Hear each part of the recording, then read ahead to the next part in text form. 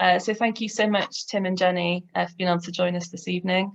And I know that you've had a very tiring few days, so especially thank you for being able to share with us this evening.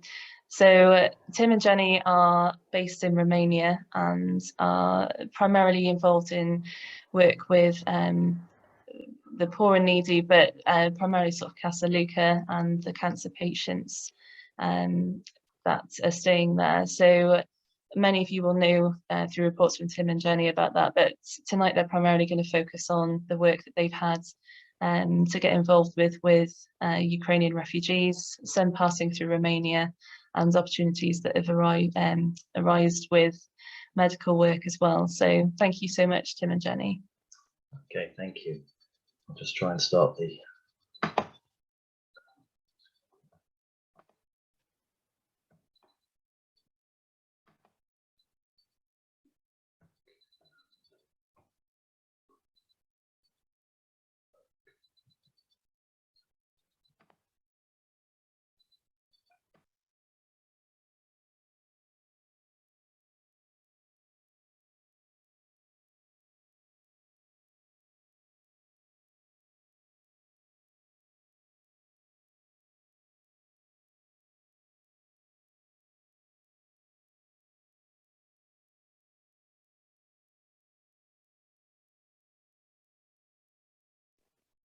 Sorry, Tim, are you able to unmute if that's okay? Thank you.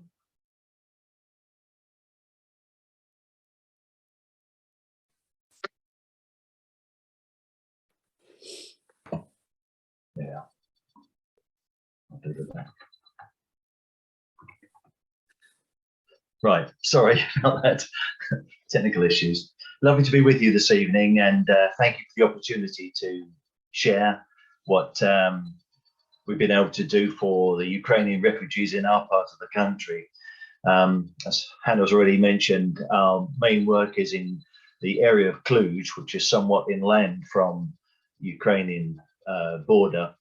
But as the war broke out and we began to see a need to get involved with that, we decided that there is something we could do from our part of the country. The map on the left shows the route that we take when we go from where we live near Cluj up to the border with Sighetu Marmazi, and that is it's at least a 4.5 hour journey to get up there. We've made that journey 9 times now, with a number of things that we have either assembled together or collected or passed money on to those who are working in that area. On the right is pictured Dr. Adi. He's a lovely Christian who came to know the Lord through our first Bible study group that we had in Cluj when we arrived in Romania 20 years ago. And he was in Cluj at the time, but he's now moved back to his hometown of Sighet. And he has been very much involved with helping the Ukrainians who have been coming into the country, and also lately going into the country with aid to help the refugees, which we'll explain as we go on. So this is his team up in Sighet. He has a warehouse where he can collect things together, and then almost daily they're trundled across the border to another warehouse that he has in Ukraine, which is easier for the Ukrainians to come and collect their food or whatever else it is without the difficulty of negotiating the border crossing.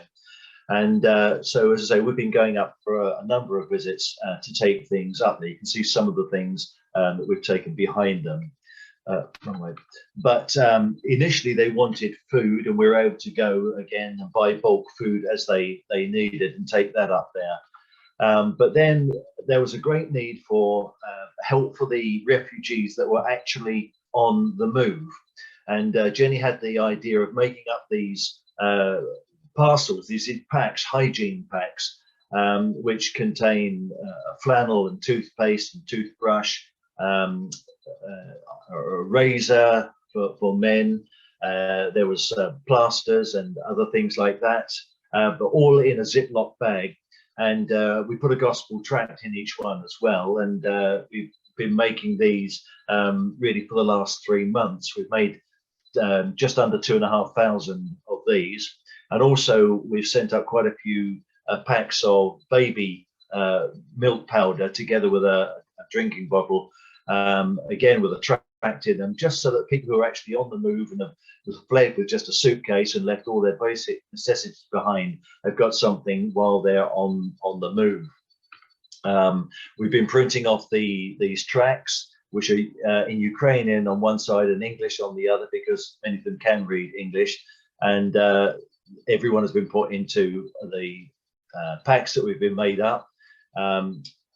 Rooms in our house are filled up with boxes until we have enough to make the journey worthwhile, and then load it into our minibus, and we trundle off up to the border and give them to Dr. Addy, who then takes them away. Now, we've also been involved with hosting some of the refugees that have come in through the country.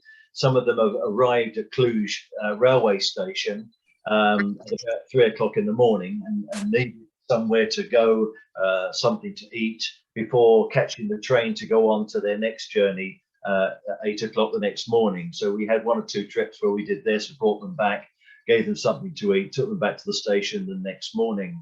Others we have brought back ourselves from the border when we've been visiting up there. That is the border crossing from Siget into Ukraine. It's very much at the western end of the country, so there's no fighting, there's no bombing. And in fact, when we drove into Ukraine and looked around, it's even difficult to think the country was at war, because nothing seemed scathed and everything was intact. But that's just because we're so far away from the actual fighting in the area. But the area has been flooded with refugees, or as explained earlier, displaced people who are just too poor to leave the country, and now they are staying in the western end of the country. What we noticed in the early days, those with their own cars and with money and with the ability to get out got out first, and they came through using Romania as one of their transit routes. And then there was a second wave who came by cars to the border here, were left at the border. The young men had to remain to fight for the country. So it's been mainly mothers and children and grandmothers coming across the border, needing somewhere to go on to. This particular family, we picked up on one visit up to Siget.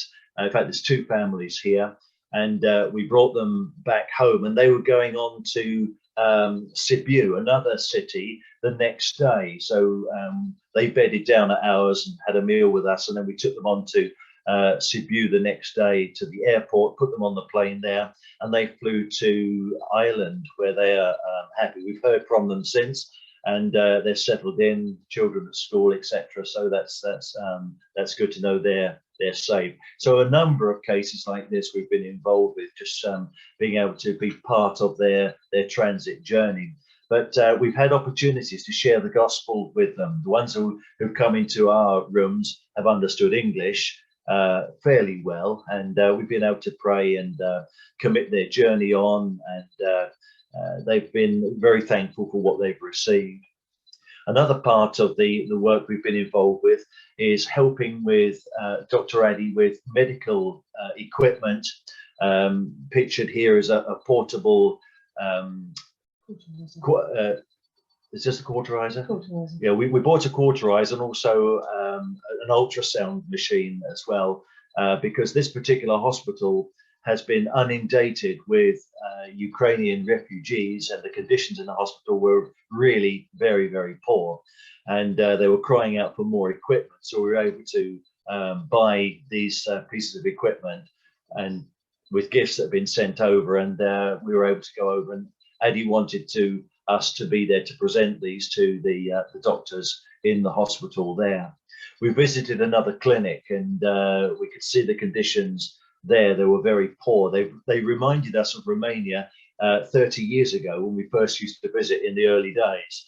It's a country that just hasn't seemed to develop, certainly not in the parts that we visited, and very poor conditions, poorly equipped, and really overstretched in their facilities. This ward was empty, but others were full. Ambulances that really need replacing. One or two have now reached Ukraine, have been donated, but this is one that was up until recently being used. We visited this, what was formerly an asylum for psychologically affected people, and now it's being used as a refugee camp for 450 people.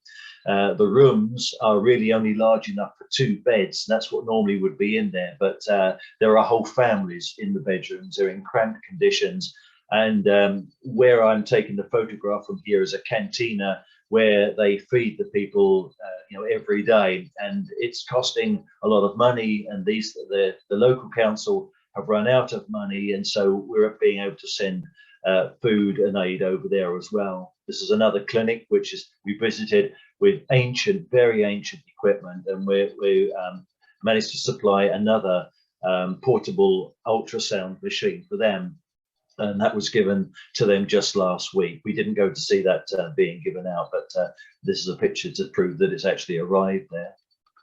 And then latterly, the request is for food, for feeding the people in these homes. It's daily, this amount of food is going across from Siget, cabbages and vegetables and rice and pasta and meat and this sort of thing. And we've been able to be part of this by transferring large gifts of money from that which we received up to Addy, put it into his account so that they can buy it direct. As was explained earlier, it's far easier to do it on the border than to buy it further south in the country, and all the cost of transporting it up to the border now, especially the fuel is costing so much. I think that's all the slides I've got about Ukraine, but I've got the wrong thing on there, sorry. But if you can, the points for prayer, if you can remember Casa Luca, which is our home for cancer treatment, because it's our ongoing work and occupies our time 24/7 when we are there. And then later down in the list, I've got their support for work for the Ukrainian refugee situation, and for our health and strength. It's a tiring work, and very often we get back from going up to Siget. It's a 9-hour round trip, and it takes its toll on us, especially with all the shopping that Jenny has to do. I don't know if you want to add anything about that, but it takes a few days to do all the shopping, then a few days to pack it. We have had help from the young people from the Cluj Assembly, and also from Jenny's English-speaking ladies Bible study group as well, just to share the burden, but pray for our health and strength. But also we would pray, please, for wisdom, that we might use the money that we receive, and there's many gifts been sent, and thankfully still coming in, but we ask for wisdom that we might use that money in the best way, to be good stewards of the Lord's money, that it might arrive where it's really needed, where it's best needed. So thank you for listening. Thank you so much, Tim, for sharing that. I mean, it's really interesting seeing I think we've probably, most of us will have had contact with some Ukrainian refugees in the UK now that are staying with families and churches that we know. So it's just really interesting knowing sort of the passage that they've had to go through before they get here. And it's wonderful that you've been able to keep in contact with some of the families that have stayed with you as well. So we can definitely be praying for them. So thank you so much for sharing that. We're just going to break out into